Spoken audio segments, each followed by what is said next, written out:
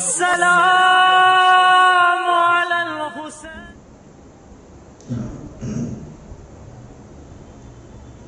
لا حول ولا قوة إلا بالله العلي العظيم. أعوذ بالله من الشيطان اللعين الرجيم.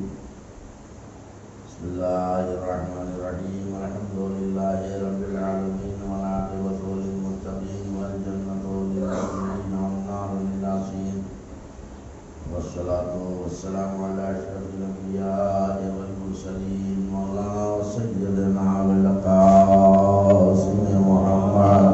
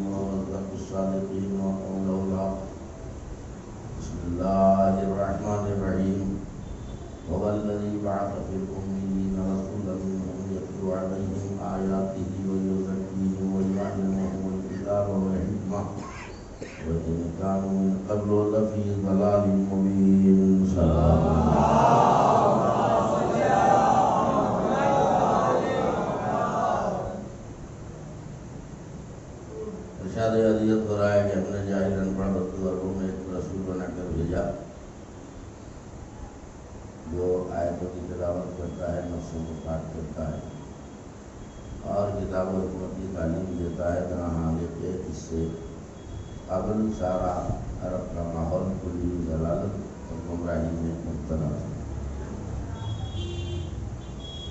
ابھی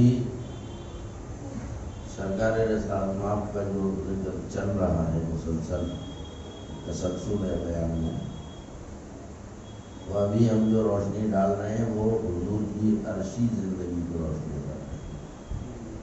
ابھی تو فرشی زندگی پہ روشنی ڈالنا باقی ہے. اب دیکھیے عرش سے فرش تک کب آتے ہیں، آ جاتے ہیں، کل آتے ہیں، پرسوں آتے ہیں، کل آتے ہیں، اختتامی منزل کو پہنچ رہا ہے. میں بارہ عرض کرتا ہوں کہ بنیادی چیز ہے معرفت، عرفان. اس کی وجہ ہے کہ مولا فرما گئے ہیں، میں نے عرض کیا تھا کہ من عرف نفسہ فقد عرف ربہ. جو اپنے نفس کو پہچان لے گا وہ اپنے رب کو ضرور پہچان لے گا. تو ابھی تو ہمیں اتنی بھی توفیق نہیں کہ ہم اپنے آپ کو پہچان سکیں، اپنے نفس کو پہچان سکیں. تو اگر ہم اپنے نفس کو نہیں پہچان سکتے تو نہ عرفان خدا حاصل ہوگا، نہ عرفان رسول، نہ عرفان نبوت و امامت، کچھ بھی حاصل نہیں ہوگا. لہذا ضرورت ہے کہ ہم اپنے آپ کو پہچانیں.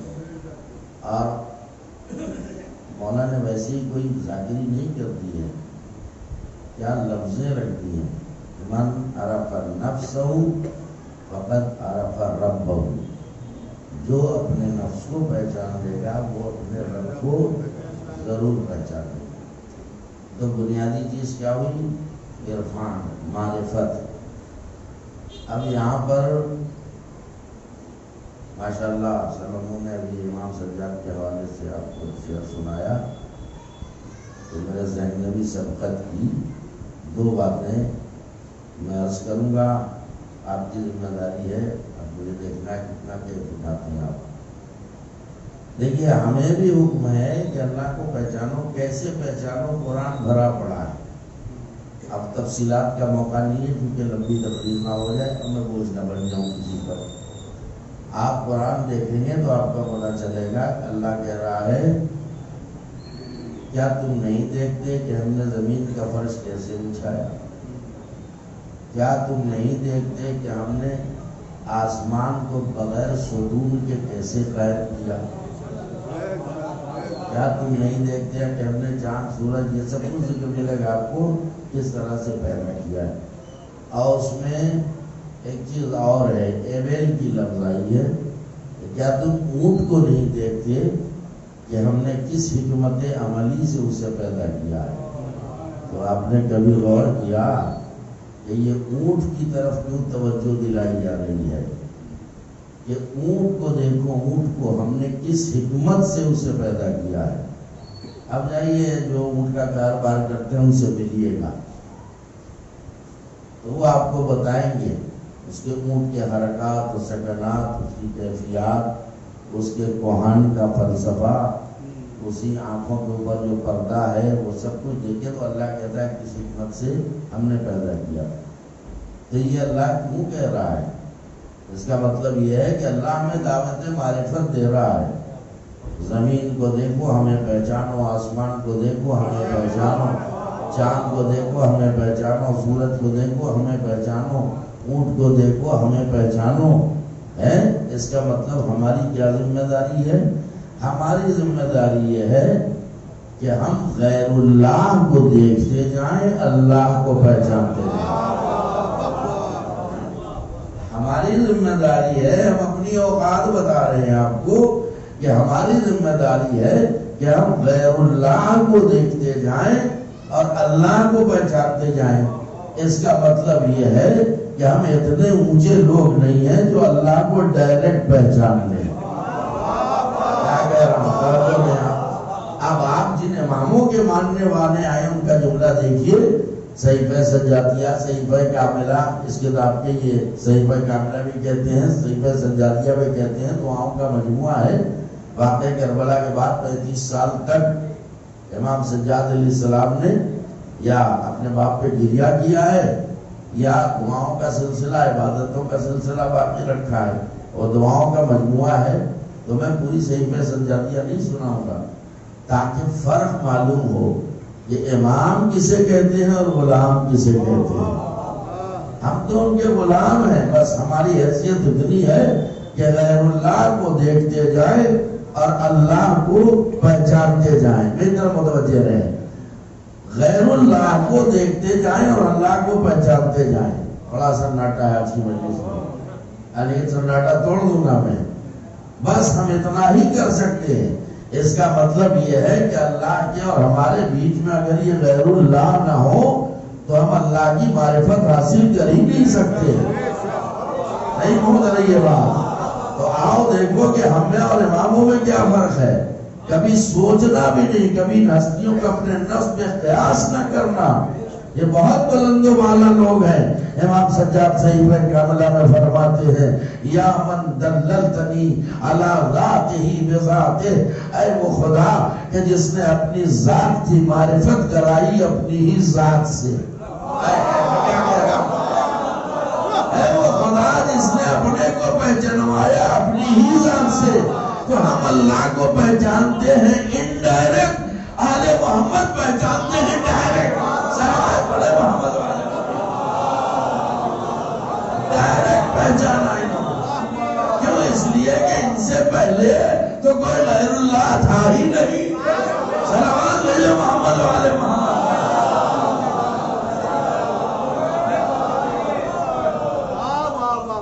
توجہ فرما رہے ہیں آپ؟ اب متوجہ ہو گئے تو پھر ایک جملہ دے دوں گا۔ جناب آدم کب پیدا ہوئے؟ ابھی نور محمدی کا ذکر ہو رہا ہے جس میں 14 نور سمٹے ہوئے۔ تو میدان چھوڑ کے بھاگنے والا نہیں ہوں میں، بھاگنے والوں سے میرا کوئی رشتہ نہیں ہے۔ صلوات بھیجو محمد علیہ محمد۔ میں اپنے موضوع پر ڈٹا ہوا ہوں۔ اب بتدریج جو ہے اختتامی منزل پہ میں آؤں گا، آپ دل لگائیں یہاں کے اوپر۔ اب وہاں کیا حکم ہے؟ بہت سے لوگ کہہ دیتے ہیں ارے ہمارے اماموں کا کیا کہنا، ہمارے امام فرشتہ خصلت تھے۔ کیا بولتے ہیں؟ ہمارے امام فرشتہ خصلت تھے۔ تو میں کہوں گا یہ ان نفوس قدسیہ کی توہین ہے، انہیں فرشتہ خصلت کہا جائے۔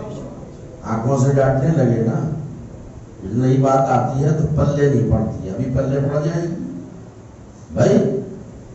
کہاں فرشتے اور کہاں آل محمد؟ آپ یہ کہہ رہے فرشتہ خصلت ہے، نہیں ہے، یہ فرشتے جیسے ہیں، فرشتے جیسے ہیں یہ۔ آؤ قرآن میں آؤ، میرا اپنا مزاج ہے، میں قرآن سے ہی بولتا ہوں۔ اللہ نے کیا اعلان کیا؟ آدم کو کب پیدا کیا؟ آل محمد آپ جب حدیث پڑھیں گے تو تخلیق نور محمدی کے 14,000 سال بعد 14,000 سال بعد ایک عدد آدم پیدا کیے گئے، اور اس کے بعد اللہ نے فرشتوں سے خطاب کیا اور کہا وَإِذَا سَوَّيْتُهُ وَنَفَخْتُ فِيهِ مِن رُّوحِي فَقَعُوا لَهُ سَاجِدِينَ۔ اور کیا سناٹا، یہ وہ آیتیں ہیں جس کا ترجمہ نبانی یاد ہے آپ کو۔ وَإِذَا سَوَّيْتُهُ، آدم کا پتلا تیار ہو رہا ہے، بن رہا ہے ابھی ہے، تو اللہ کہہ رہا ہے کہ جب میں آدم کا پتلا تیار کر دوں اور اس میں اپنی روح داخل کروں تو اے میرے فرشتوں، فوراً تم سب کے سب آدم کے سامنے سجدے میں جھک جانا، سجدے میں گر جانا۔ یہ فرشتوں کے لیے کیا لفظ استعمال ہوئی؟ فَقَعُوا لَهُ سَاجِدِينَ۔ جیسے ہی پیکر آدم میں اپنی روح داخل کروں، فَقَعُوا لَهُ سَاجِدِينَ، تم سب کے سب آدم کے سامنے ساجدین ہو جانا۔ تو اپنا کہنا کہ آل محمد فرشتہ خصلت ہے، اس لیے کہ فرشتے ساجدین ہیں، یہ سید الساجدین ہے۔ بس بڑے محمد والے محمد پر فرشتے ساجدین ہیں، یہ سید الساجدین ہے۔ ایک بلند آواز سے صلوات بھیجے محمد۔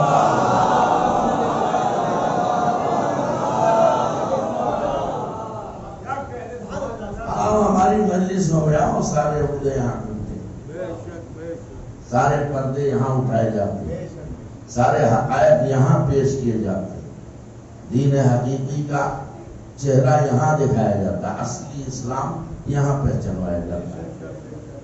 اب وہی ہوں میں، وہی تو اب اللہ نے سب سے پہلے نور محمد کو خلق کیا، جس میں 14 نور چمٹے میں سے بتا رہا ہوں میں، اور اس کے بعد 14,000 سال بعد جناب آدم کو پیدا کیا اور فرشتوں کو حکم دیا کہ وَإِذَا سَوَّيْتُهُ وَنَفَخْتُ فِيهِ مِن رُّوحِي فَقَعُوا لَهُ سَاجِدِينَ۔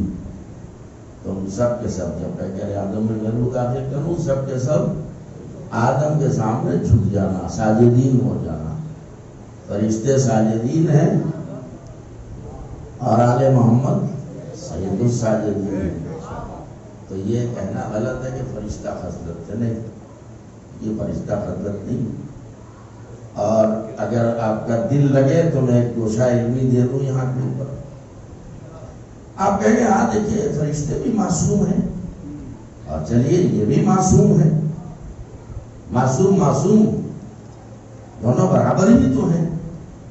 میں کہوں گا قرآن پڑھو غور سے، اللہ کہہ رہا ہے تِلْكَ الرُّسُلُ فَضَّلْنَا بَعْضَهُمْ عَلَىٰ بَعْضٍ، ہم نے بعض رسولوں کو بعض رسولوں پر فضیلت عطا کی۔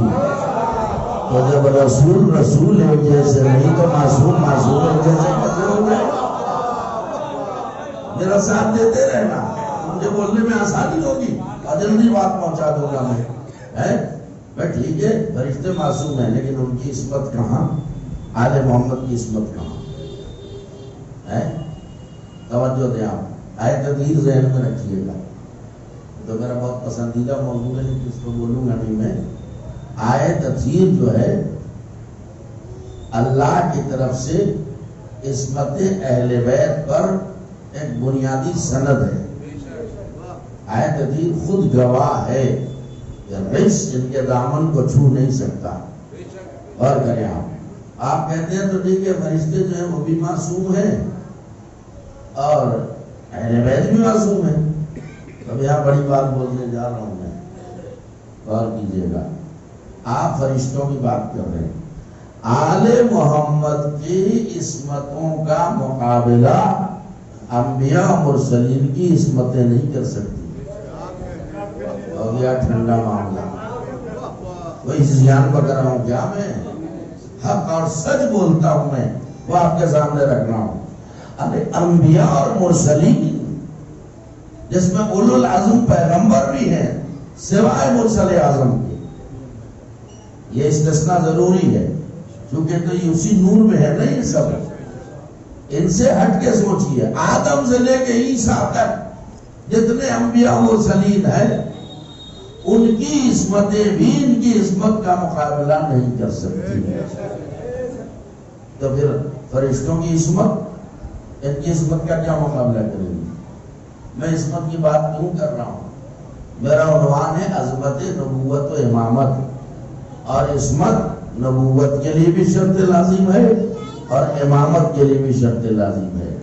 لیکن کون سی عصمت؟ خالی عصمت تو بولوں تو ایک اشرا چاہیے بولنے کے لیے، مگر میں ضمنی عرض کر رہا ہوں ضمنی طور کے اوپر، تاکہ آج کی مجلس میں آپ یہ درس لیں کہ فرشتوں کی عصمت میں اور آل محمد کی عصمت میں کیا فرق ہے، کیونکہ فرشتے اس وقت موضوع بحث میں ہیں.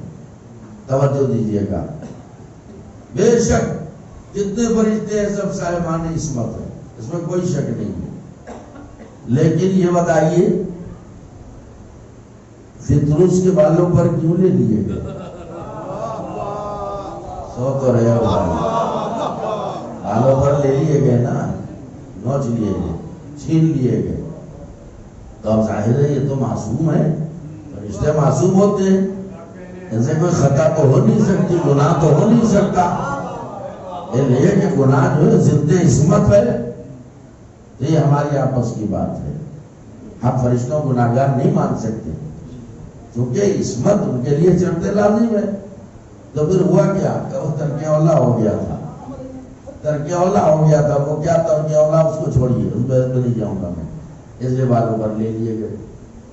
ایک فرق تو یہی واضح ہو گیا، جہاں ترک اولا سرزد ہو جائے اسے عصمت ملک کہتے ہیں، اور جہاں ترک اولا کا ہلکا سا چھینٹا بھی نہ پائیے گا وہاں عصمت اہل بیت نظر آئے گی، عصمت آل محمد نظر آئے گی.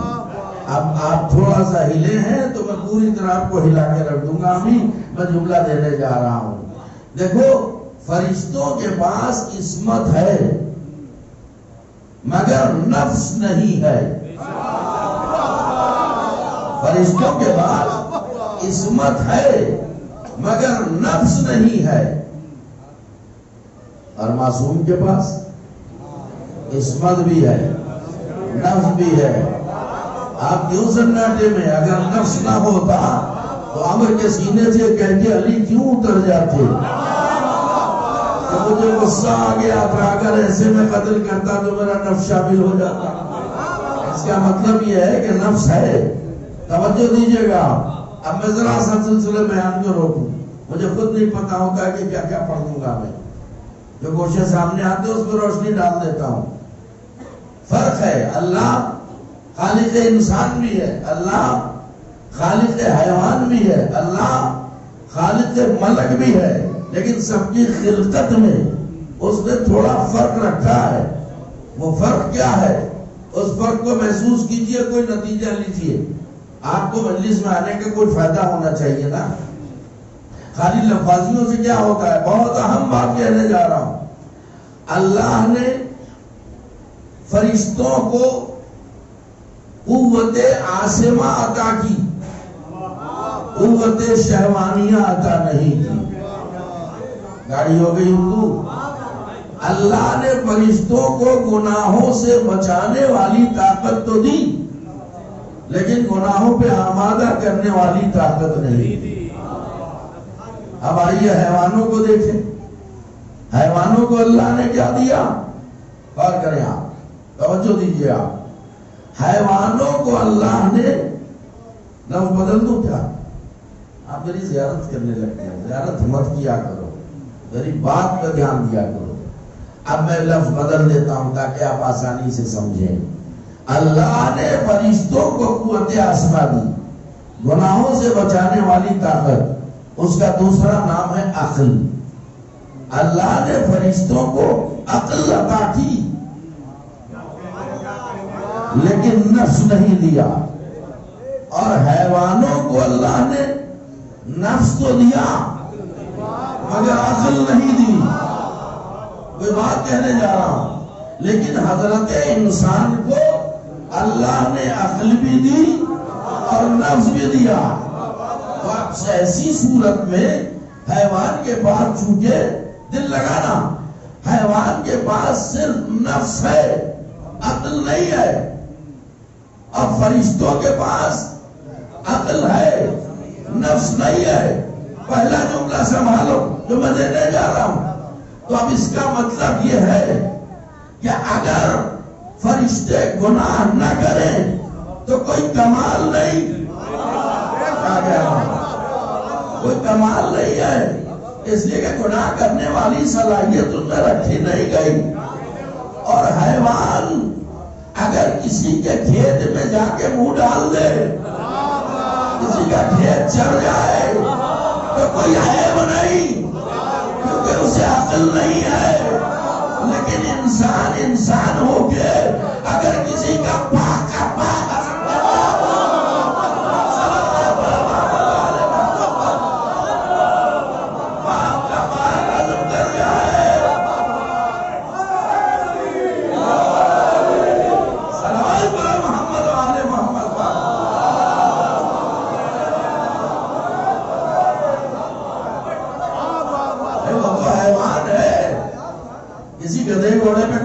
کسی عدالت میں چلے گا نہیں چلے گا، کیونکہ اس کے بعد نفس ہے، خواہشات ہیں، عقل نہیں ہے. اسے کیا پتا یہ باغ اپنا ہے کہ پرایا ہے، کس کا ہے کس کا نہیں ہے. اسے تو کھانے کا مطلب ہے. اور فرشتے اگر گناہ نہ کرے تو یہ کوئی کمال نہیں، اس لیے کہ وہاں صلاحیت ہی نہیں ہے گناہ کرنے والی. لیکن انسان ہو کے، پھر ایک جملہ دے رہا ہوں، اب جگر تھام کے بیٹھو میری باری آئی. انسان ہو کے، توجہ دیں آپ، انسان ہو کے جس کے پاس عقل بھی ہے اور نفس بھی ہے، اگر گناہوں سے اپنا دامن بچا لے تو فرشتوں سے بہتر ہے. اگر گناہوں میں ملوث ہو جائے تو حیوانوں سے بہتر.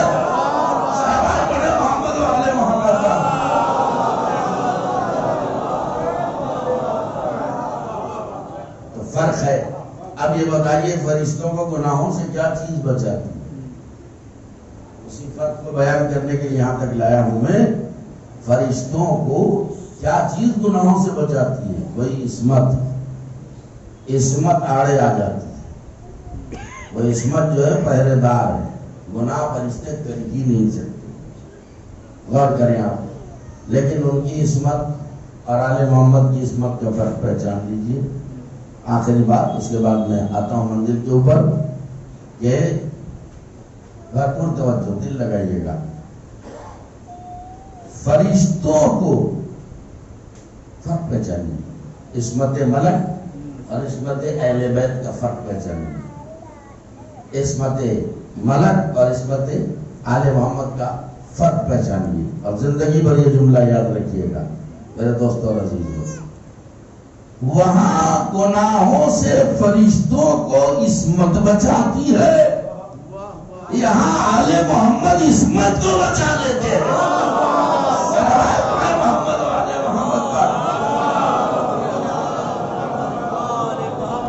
حیدری صلوات پڑھو محمد و آل محمد.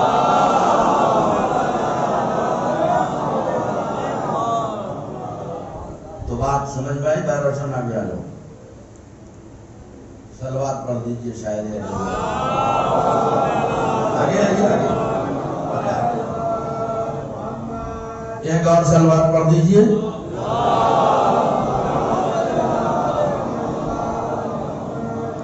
اب کل کی بات یاد کرو. رسالت بھیجی جاتی ہے، بندگی بلائی جاتی ہے. رسول بنا کر بھیجا، نبی بنا کر بھیجا، امام بنا کر بھیجا، یہ سب عرض کر چکا میں. اور جب بلانے کی بات آئی تو اب نہ رسول نہ نبی. کیا کہا؟ سبحان الذی اسری بعبدہ. میں نے اپنے بندے کو سیر کرائی راتوں رات. آپ نے یہ غور کیا سبحان الذی اسری بعبدہ، اسرا کے معنی کیا ہے؟ دیکھو قرآن میں بہت کچھ ملے گا. لیکن تلاش کرنے والا ہونا چاہیے۔ اسرا کے معنی ہے رات میں سیر کرنے کی، ڈکشنری اٹھا کے دیکھیے گا جا، تو سبحان الذی اسرا اس کا مطلب ہی ہے کہ راتوں رات میں نے سیر کرائی، تو اب یہ الگ سے لیلن کہنے کی کیا ضرورت ہے؟ کیا کیا کوشش میں نکالتا ہوں، اب قدر نہ کریں تو میں کیا کر سکتا ہوں؟ یا اللہ، یہ تو جیسے ذاکر ہیں جو مجلس کا ٹائم بڑھانے کے لیے بھرتی کے الفاظ استعمال کر لیتے ہیں۔ تیرے کلام کی فصاحت و بلاغت کا ڈنکا بج رہا ہے، ساری دنیا فصاحت و بلاغت، تیری فصاحت و بلاغت کے سامنے سے برانداختہ نظر آ رہی ہے۔ معبود، کیا تیرے یہاں بھی بھرتی کے الفاظ چلتے ہیں؟ خاموش، بھرتی کے الفاظ نہیں ہیں۔ یا اللہ، ہمیں تو اتنا معلوم ہے کہ اسرا کا مطلب یہ رات میں سیر کرانا، اسرا یعنی رات میں سیر کرانا۔ اب تو لیلن بھی کہہ رہا ہے، یہ لیلن کی ضرورت کیا رہی؟ لیل کے معنی معلوم ہے نا، لیل یعنی رات، لیل یعنی رات۔ اچھا، معراج کیوں ہوئی تھی؟ بولیے، رات میں ہوئی، تاریخ پوچھ رہا ہوں، رجب کی شب 27۔ یہ ڈوبتا چاند ہے، اٹھتا چاند ہے؟ کچھ کہنے جا رہا ہوں، ڈوبتا چاند ہے یا اٹھتا چاند ہے؟ پروردگارہ، اٹھتے چاند میں کیوں نہیں بلایا؟ کیا تمہیں پتا نہیں ہے کیا لینے کے لیے بلا رہا ہوں؟ تمہیں پتا نہیں میرا حبیب کیا لینے کے لیے آ رہا ہے؟ تو آپ دیکھیں، تو اسرا کہا، دوسرے لیلن کہا۔ تو معبود، لیلن کا مطلب کیا؟ لیلن اس لیے کہا کہ تم اچھی طرح سمجھ لو، یہ نبی کا معجزاتی سفر ہے جو ایک رات میں تمام ہو گیا، لیلن۔ دوسری بات یہ ہے کہ جب تاریخ معراج پڑھو گے تمہیں پتا چلے گا کہ میرا حبیب کیا لینے آیا تھا اور کیا لے کے جا رہا ہے، تب پتا چلے گا کہ ہم نے اپنے حبیب کو دن میں کیوں نہیں بلایا، رات میں کیوں بلایا۔ سو تو رہے گا، اب رات میں بلایا تو اجالی رات میں کیوں نہیں بلایا، اندھیری رات میں کیوں بلایا؟ نہیں پہنچا مجمع۔ یہی تو بیماری ہے جو میں نے دور کرنے کی ٹھان رکھی ہے۔ انشاءاللہ یہ بیماری دور ہوگی، سماعت کی کمزوری دور ہوگی۔ ابھی میں بیان کروں گا، کیونکہ آپ نے مجبور کر دیا تو مجھے بیان کرنا پڑے گا۔ اگر لے لیتے تو میں نیچی چلا کے آگے بڑھ جاتا۔ صلوات پڑھے تو بات پیش کریں۔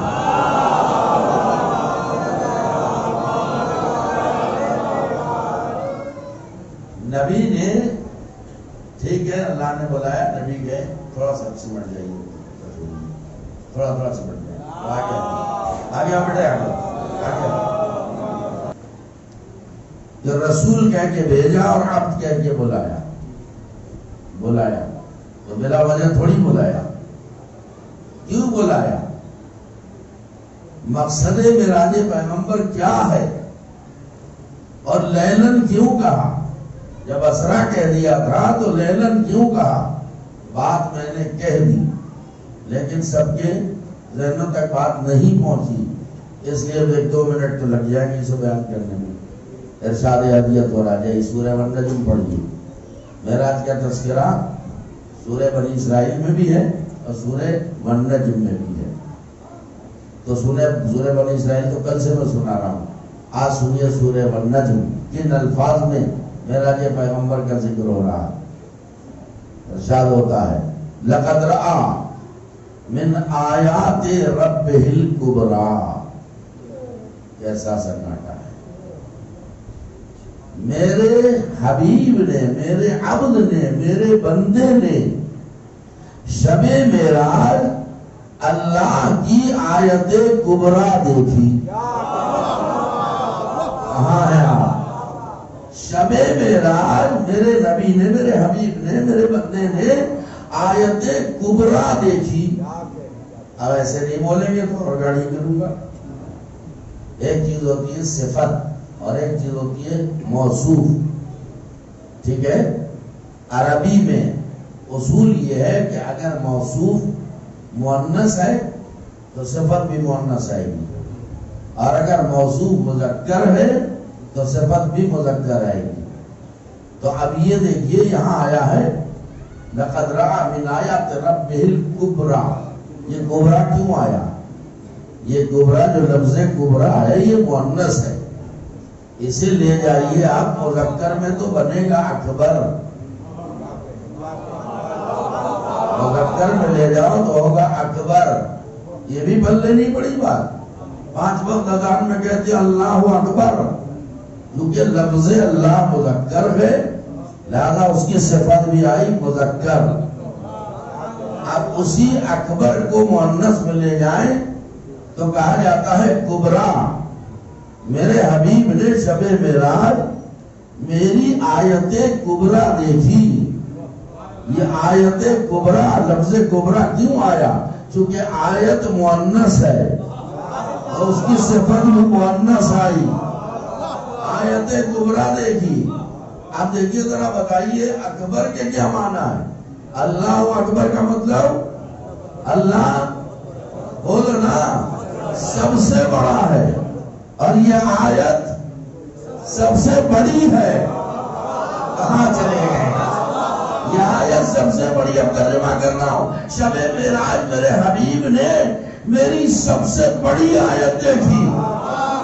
ارے کیا مسلمانوں کا فرض نہیں ہے کہ وہ تلاش کرے وہ سب سے بڑی آیت ہے کون سی، جسے لینے کے لیے نبی کو وہاں جانا پڑا؟ ساری آیتیں تو اللہ نے یہاں بھیجی. آئے تطہیر یہاں بھیجی، آئے مودت یہاں بھیجی، آئے ولایت یہاں بھیجی. اور ایک ایسی بھی آیت ہے جو سب سے بڑی آیت ہے کہ میرے حبیب یہ آیت اتنی محترم ہے کہ میں اسے تمہارے پاس جبریل سے نہیں بھیجوں گا، خدا کے لے جانا ہوگا. صلوات پڑھو محمد والے محمد.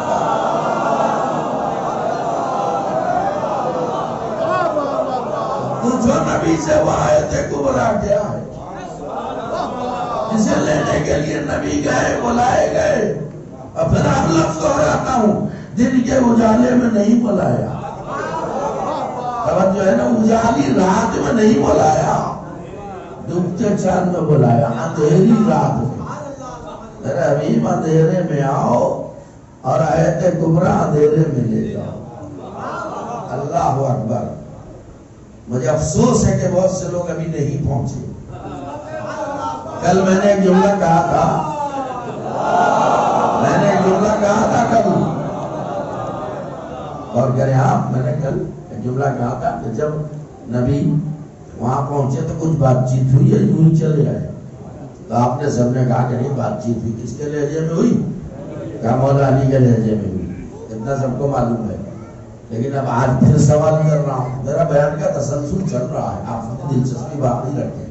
اب آج ایک سوال ہے کہ اللہ میاں نے کوئی ضیافت کی، کوئی مہمانی وغیرہ کی، کچھ کھانے پینے کا اہتمام ہوا، یا بلایا اور یوں بھیج دیا؟ کیسے سن رہے ہیں؟ دیر ہو جائے گی مجلس کو. ایسے نہیں بھیجا. اب باتیں ملاقاتیں اور راز و نیاز تفصیل ہے اس میں، سب چھوڑ رہا ہوں میں. اب اللہ نے جبریل کو حکم دیا، جبریل فلاں سیب جنت نبی کے حوالے کرو اور نبی سے کہہ دو کہ سارا نہ کھانا، آدھا تم کھا لو اور اس میں سے آدھا حصہ خدیجۃ الکبریٰ کا ہے. جب معراج سے واپس جانا تو تحفے میں آدھا سیب خدیجہ کو دے دینا اور کہنا کہ تم نوش کر لو. جبریل نے وہ سیب حوالے کیا کہ اللہ کے رسول خدا کا حکم ہے کہ آپ آدھا سیب نوش کریں سیب جنت، اور آدھا بی بی خدیجہ کو لے جا کے کھلا دیجئے گا. جب نبی اس آدھے سیب کو کھانے لگے تو جبریل کے لبوں پر مسکراہٹ آئی. کہ جبریل مسکرانے کا سبب کہ یا رسول اللہ نور زہرا مبارک ہے. یہ ہے آیت کبریٰ. صلوات پڑھیں محمد علیہ محمد. یا رسول اللہ نور زہرا مبارک ہو.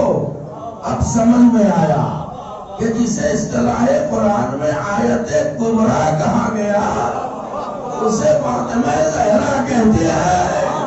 صلوات پڑھیں محمد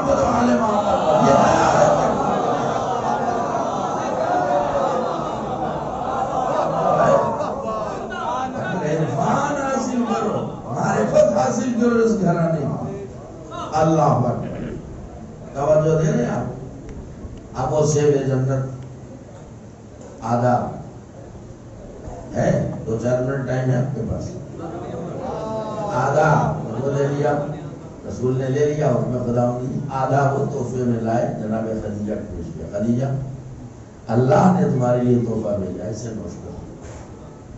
اور اس کے بعد ایک وقت آیا جب خدیجہ کی گود آیت کبریٰ سے بھر گئی،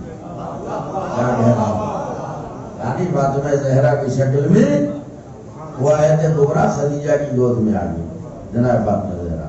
اب رسول کا معمول کیا ہے سن لو، اب یہاں پہ جملے دیتا ہوں میں، کچھ جملے وہ دے دوں آپ کو کہ رسول اسلام کا معمول یہ ہو گیا کہ جب بھی جناب فاطمہ پر نظر پڑی، چاہے وہ گہوارے میں ہو، چاہے ماں کی گود میں ہو، چاہے چلنے پھرنے کے لائق ہو گئی ہو، یہ معمول نبی نے چھوڑا ہی نہیں۔ وہ یہ ہے کہ ادھر بیٹی پہ نظر پڑی، کلیجے سے لگایا اور سونگھنا شروع کر دیا۔ سو رہے ہیں آپ، ایسے فضائل سنتے، کبھی ادھر سونگا، کبھی ادھر سونگا، کبھی ادھر سونگا۔ لوگوں نے سوال کر لیا، یا رسول اللہ، دنیا کے سارے ماں باپ اپنے بچوں کو چومتے ہیں، آپ سونگتے کیوں ہیں؟ کیا تمہیں کیا پتا میں کیا سونگ رہا ہوں؟ جب میں معراج میں گیا تھا تو مجھے ایک سیب جنت عطا ہوا تھا، جب مجھے اس جنت کی خوشبو کی یاد ستاتی ہے تو میں زہرا کو سونگ لیتا ہوں، میں فاطمہ کو سونگ لیتا ہوں۔ یہاں دل لگا دینا، میں فاطمہ کو سونگ لیتا ہوں، اس لیے کہ ظاہر ہے اسی سیب کے ذریعے وجود فاطمہ میرے حوالے کیا گیا۔ تو اب یہاں بہت بڑا مسئلہ حل ہو گیا، توجہ ہے نا؟ آپ کا ذہن سوال کرتا تو ہوگا نا کہ بھئی یہ جبریل امین در زہرا پر کیوں آ رہے ہیں بار بار؟ یہ ابراہیم کے دسترخوان پہ آئے تھے، اب مہمان نوازی ابراہیم کی مشہور ہے، تو جب یہ آئے تھے دسترخوان ابراہیم پر، تو ابراہیم ظاہر 3 دن کھانا نہیں کھاتے تھے جب تک کوئی مہمان نہ آ جائے۔ اس دن آگے جبریل میکائیل، کہ بھائی جبریل میکائیل ایسا کرو، ہاتھ دھو لو، کھانا لگ چکا ہے، اب بات چیت بعد میں کریں گے، کھانا ٹھنڈا نہ ہو جائے، آؤ کھا لو، روٹی بھی ہے، مثلا چاول بھی ہے، سبھی کچھ ہے، آؤ جو چیز چاہے کھا لو، بیٹھ جاؤ میرے ساتھ دسترخوان پر۔ سب سے پہلے جبریل نے کہا، اللہ کے خلیل، ہم تو فرشتے لوگ ہیں، ہم یہ سب کھاتے پیتے نہیں ہیں۔ سو گیا، ہم تو یہ نہ کھاتے نہ پیتے، ہماری غذا ہے بس اللہ کی عبادت، ہمارا تعلق روٹی چاول سے نہیں ہے۔ آپ نے سوچا ہی نہیں۔ اب آؤ سوال کرو جبریل، دسترخوان ابراہیم پہ تم اعلان کر چکے ہو کہ ہم روٹی نہیں کھاتے، یہ در زہرا پر کبھی مسکین بن کے، کبھی یتیم بن کے، کبھی اسیر بن کے کیوں آ رہے ہو جا رہے ہو؟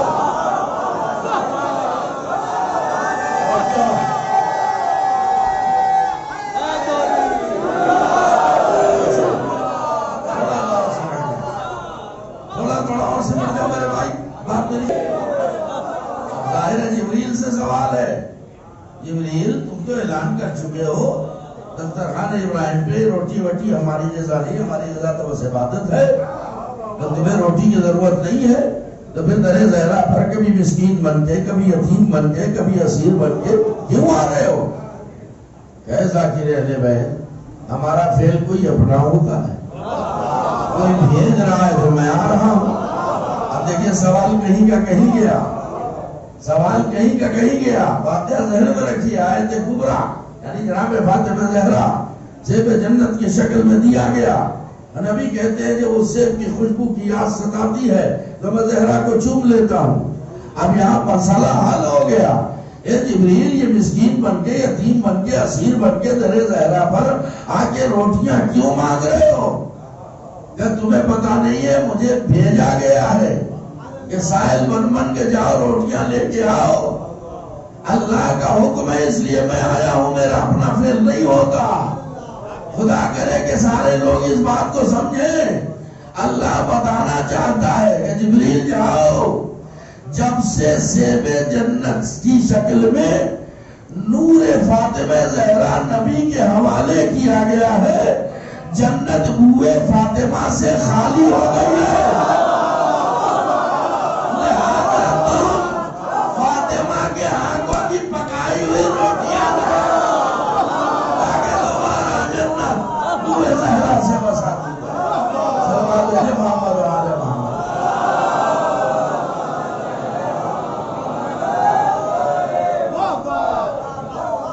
دنیا کو عرفان نہیں ہے، اس در کی معرفت نہیں، جبکہ بنیادی چیز معرفت ہے.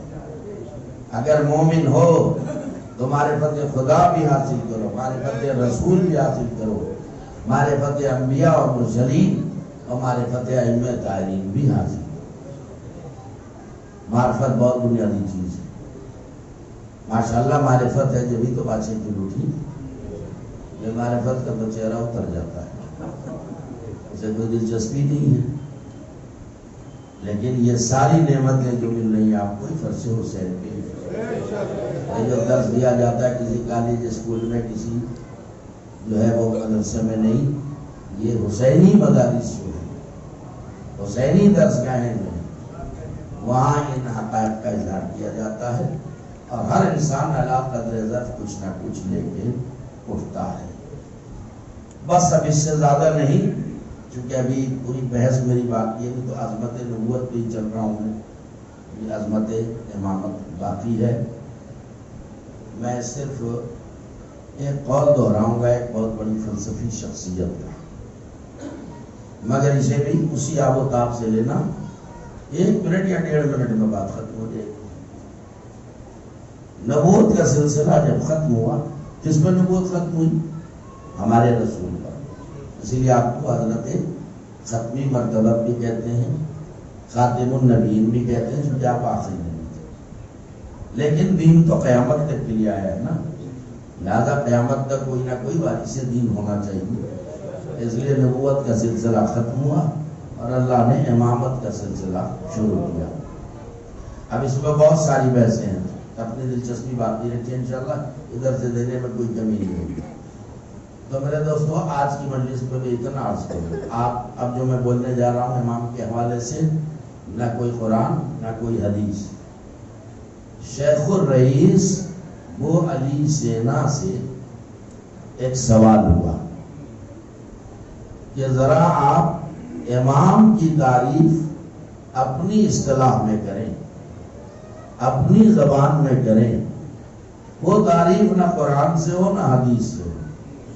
ہم آپ کی زبان سے سننا چاہتے ہیں کہ امام حقیقی کسے کہتے ہیں. سنیں گے آپ کیا جواب دیا ہے شیخ الرئیس علی سینا نے؟ کیا جواب دیا ہے، کیا امام کی تعریف کی ہے؟ یہ تعریف نہ قرآن سے نہ حدیث سے. دل لگانا یہاں. کہتے ہیں اچھا امام کی تعریف مجھ سے سننا چاہتے ہو تو سنو. احتیاج الکل الیہ ہے واستغناء عن الکل وهو دلیل علی انہ امام للکل. ساری کائنات اس کی محتاج ہو، وہ کائنات میں کسی کا محتاج نہ ہو، یہ اس بات کی دلیل ہے کہ وہی کائنات کا امام ہے. محمد والے محمد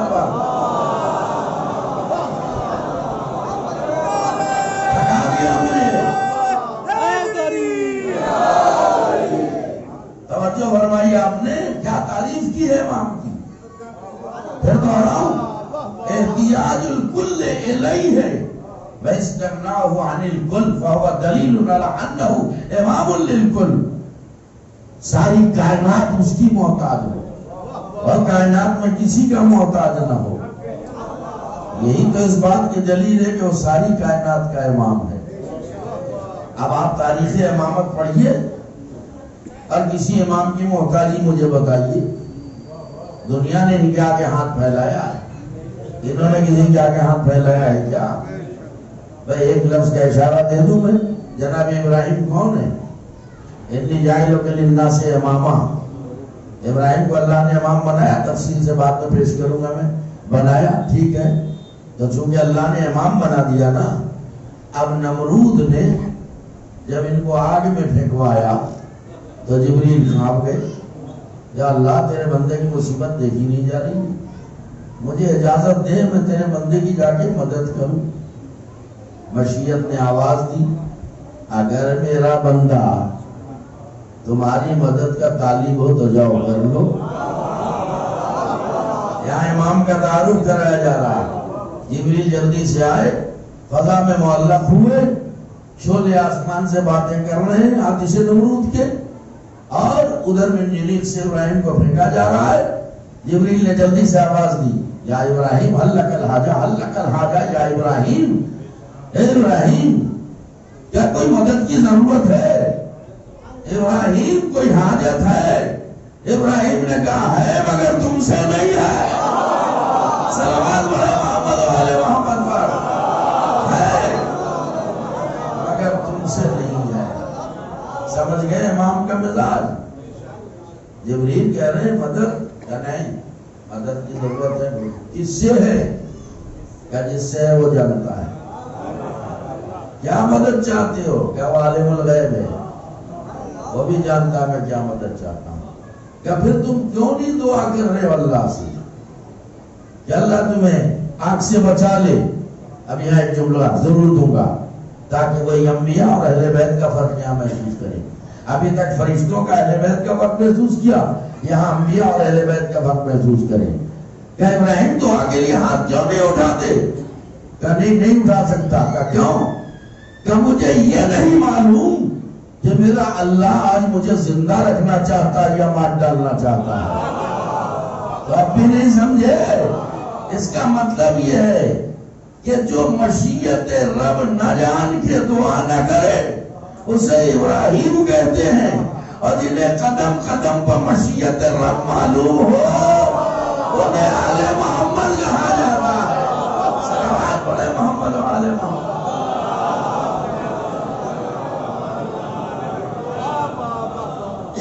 میں سمجھ رہا ہوں کہ سب لوگ باجماعت کیوں نہیں بولے، کیونکہ آپ کا جہاں دماغ گھوم رہا ہے میں اسے دیکھ رہا ہوں۔ ارے کیسے کہہ رہے ہیں امام کو کوئی ضرورت نہیں ہوتی، امام کسی کا محتاج نہیں ہوتا۔ امام حسین بھی تو امام تھے، انہوں نے کربلا میں اگر امام تھے اور امام کو کسی کی ضرورت نہیں، حاجت نہیں، تو کیوں کہا کہ حل من ناصرین ینصرنا؟ تو اس کا جواب دیتا ہوں۔ امام نے بے شک کہا حل من ناصرین ینصرنا، لفظی ترجمہ تو یہی ہے، حل من ناصرین ینصرنا، کوئی ہے جو ہماری مدد کرے، اور امام کسی کی مدد کا طالب نہیں ہوتا۔ لیکن اب اس حقیقت سے کیسے انکار کریں گے؟ لہذا آج کی مجلس میں اس کی بھی صفائی دے دوں گا اور یہ مجلس تمام کروں گا۔ امام نے کہا حل من، یہ کب کہا مجھے بتاؤ نا، کب کہا؟ عباس کی موجودگی میں نہیں، علی اکبر کی موجودگی میں نہیں، قاسم ابن حسن کی موجودگی میں، مولانا محمد کی موجودگی میں نہیں، جب سب مارے گئے، حتیٰ کہ علی اصغر کی نلی سے لہر بھی آپ بنا چاہتا، تب آپ نے کہا حل من ناصرین ینصرنا، ہے کوئی جو میری مدد کرے۔ امام کی اس آواز استغاثہ کا اثر یہ مرتب ہوا، کائنات کے ذرے ذرے پر صدا استغاثہ امام کا اثر مرتب ہوا۔ جو تاریخوں میں ملتا ہے وہ یہ ہے کہ فرات کا پانی نیزوں اچھلنے لگا، شہداء کی لاشیں خاک پہ تڑپنے لگی۔ میں آ گیا منزل پر، اور ایک لاشا جو فرات کے کنارے پڑا تھا وہ بلند ہوتا تھا، خاک کربلا پہ گر جاتا تھا اور آواز دیتا تھا مولا موت نے مجبور کر دیا، ورنہ ورنہ یہ کیسے ممکن ہے کہ آپ پکاریں اور ہم حاضر نہ ہوں؟ لیکن اب یہاں دیکھنا یہاں مدد سے مراد کیا ہے. آپ خود سوچئے کہ کیا حسین یہ کہہ رہے تھے کوئی ہے جو میری مدد کرے، برچھیوں سے بچا لے، تلواروں سے بچا لے، نیزوں سے بچا لے؟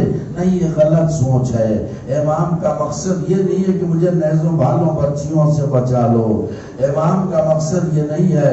آپ خود سوچئے جس کا 32 برس کا بھائی مارا جا چکا ہو، جس کا 18 برس کا کڑیل جوان بیٹا مارا جا چکا ہو، جس کی نگاہوں کے سامنے 13 برس کی یتیم بھتیجے کے لاشے کو پامال کر دیا گیا ہو، ایک دن میں جس کا بڑا گھر اجڑ گیا، کیا اسے یہ تمنا ہوگی کہ کچھ اور دن جی لوں، لوگوں آگے مجھے بچا لو؟ نہیں نہیں، امام کا مقصد یہ نہیں تھا کہ میری مدد کرو. امام کہنا چاہ رہے سب جا چکے، اب میں بھی جا رہا ہوں. اے میرے جانے والا، تم میں کوئی ہے جو میرے اس دین کی مدد کرے جس پر میں نے اپنا سب کچھ نثار کر دیا؟ جو بھی حسینی ہوگا وہ جب تک زندہ رہے گا اس دین کی مدد کرتا رہے گا جس دین کے لیے حسین نے اپنا سب کچھ لٹا دیا. ماشاءاللہ متوجہ ہو گئے. میں روایت کے 2 فقرے اسی پر زحمت تمام کروں گا. اب ظاہر ہے کہ امام کی سزا استغاثہ تھی.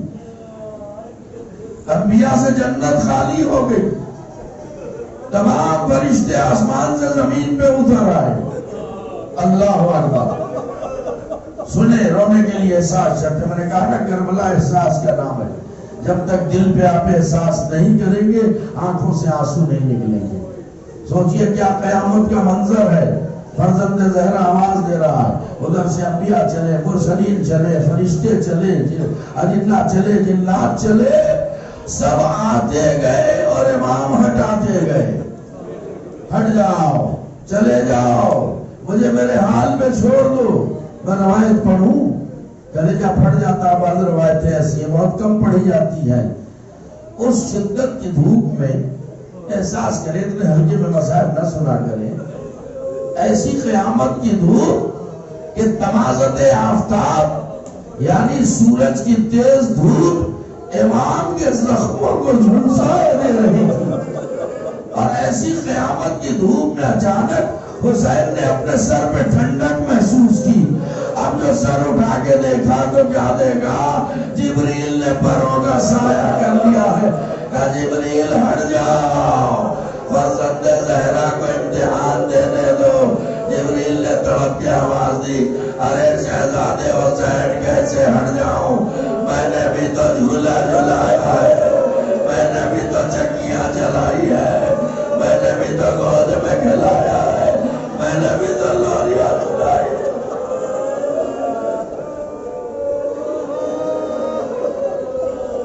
ماشاءاللہ واضح بلند پرسہ دے لیجئے. اب حکم امام سے مجبور ہو گئے. جبریل بھی ہٹ گئے، فرشتے بھی ہٹ گئے، انبیاء کی صفیں بھی الگ ہٹ گئی. اب ایک جنوں کا لشکر جا رہا تھا. زعفر جن کا نام سنا ہے نا؟ اللہ اکبر. اسے کچھ پتا نہیں کربلا میں کیا ہو رہا. وہ اپنا جشن تاج پوشی منا رہا تھا اور جشن میں شرکت کے لیے کچھ جنات کربلا کی طرف سے گزرے. دیکھا زہرا کا لال یکتا ناگ گھوڑے پر خون میں نہایا ہوا ڈگمگا رہا ہے. انہوں نے آگے جلدی سے خبر دیا، زعفر ارے تو یہاں جشن تاج پوشی منا رہا، وہاں سیدہ کا لال نیزوں اور تلواروں بھالوں کے زخم کھا رہا ہے. وہاں سے زعفر نے اپنے سر کا تاج پھینکا، دوڑا ہوا ایک لشکر لے کے مقتل کربلا میں آیا. کہا بس اجازت دے دیجئے، ابھی تو حوالہ کر دوں گا، ان ظالموں کو نیز تو نابود کر دوں گا. اللہ نے احتیاط امام نے کہا زعفر چلا جا، میں نہیں چاہتا کہ ایک جن کے ہاتھوں میرے نانا کی امت تباہ و برباد ہو. زعفر سر پیٹتا ہوا واپس آیا. ماں نے پوچھا زندہ کیوں چلایا؟ کہ مولا نے لڑنے کی اجازت نہیں دی، کہ میں تیرا دودھ نہ بخشوں گی. اگر تو زندہ رہا اور فاطمہ کا لال مارا گیا تو دودھ نہ بخشوں گی. ایک مرتبہ کہا اماں اب کے میرے ساتھ تم چلو, چل کے سفارش کر دو, شاید تمہارے سفارش سے مولا اجازت دے دے. کلے جو بہات رکھے سنو, اب جو زعفر دوبارہ مقتل کربلا میں آیا, کیا دیکھا؟ خیموں سے دھواں اٹھ رہا, بیوی آئے خیمے سے دوسرے میں, کوئی تازیہ نہ مار رہا ہے, کوئی بچوں کو تماچے لگا رہا. ایک آواز آئی, سید سجاد نے آواز دی, اے زعفر واپس چلا جا. اب وہ منظر سامنے آنے والا جسے دیکھنا تیرے لیے جائز نہیں ہے.